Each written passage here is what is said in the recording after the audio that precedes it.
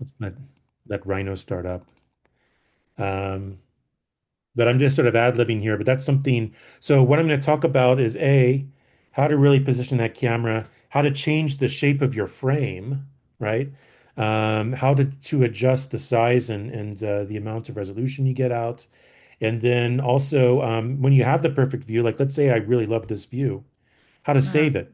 So if I accidentally screw up, I can go back to it, right? I can go, oh, that's Yeah. perfect. Like once you actually do painstakingly make the perfect perspective, as soon as you close the file and come back, it's not gone forever. Okay. So let's say I have this perfect perspective. Let's show this first. I can go to my perspective tag, and you can see that I have things like set views, and I have plan, top, bottom, blah, blah, blah, blah, blah. And what I can do is, let's see.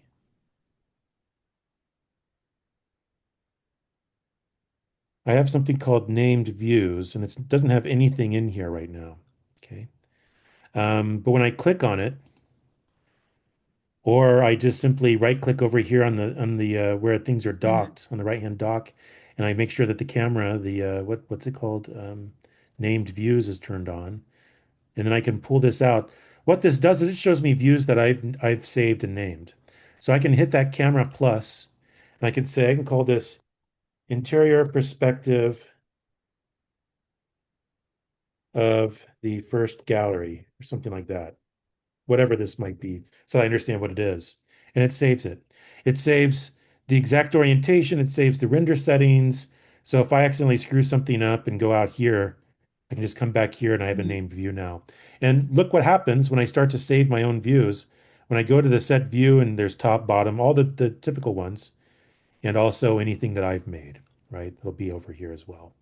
So in this case, interior perspective of the first gallery. So I could say, let's turn it to isometric northeast. Okay, that's great. Now let's go back to the first perspective that I did. All right. So for Mhm. those of you who are wondering, that's how you can start to save your perspective views.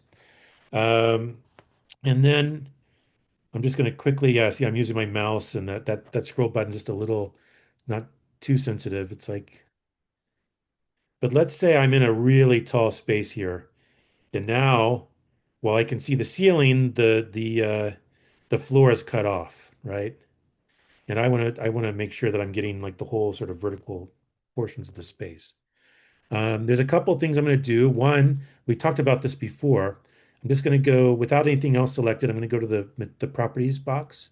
I'm going to look at my lens length and I'm going to make it a wide angle lens. So I'm probably going to situate it somewhere between 35 millimeter down to maybe even 20 millimeters. It's pretty wide angle, bordering on fisheye, but now you can see that I can really start to see more. Now, this probably wants to be more of a vertical frame. The way you can do that is if I go to all four views, I can begin to change the size of this frame, right?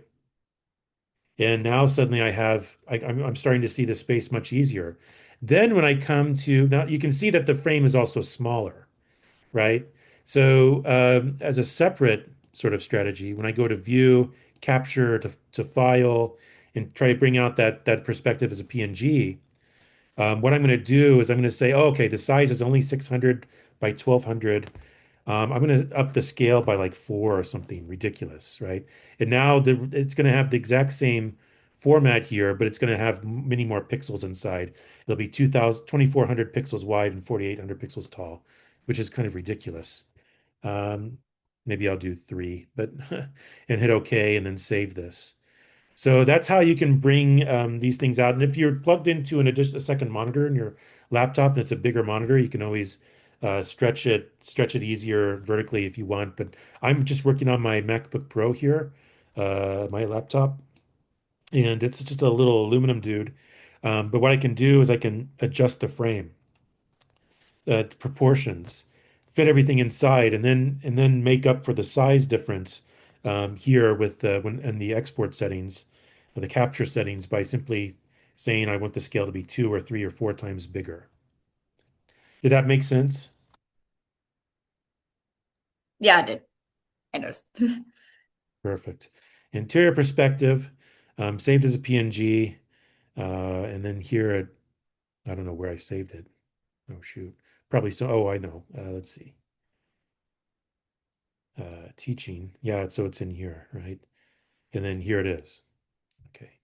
And if I brought this into Photoshop, you could see that I can, then I can suddenly start to put scale figures in, maybe add a little bit of a concrete overlay texture.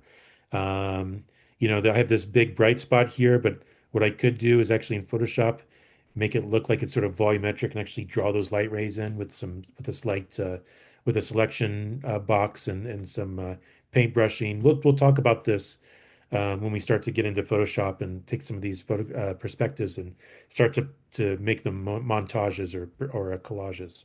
Okay, so you're going to learn a lot this summer, in other words. But this is one way I might sort of look at that for in particular that narrow but tall space that you have, and Hmm. then basically change the size of the frame and try it.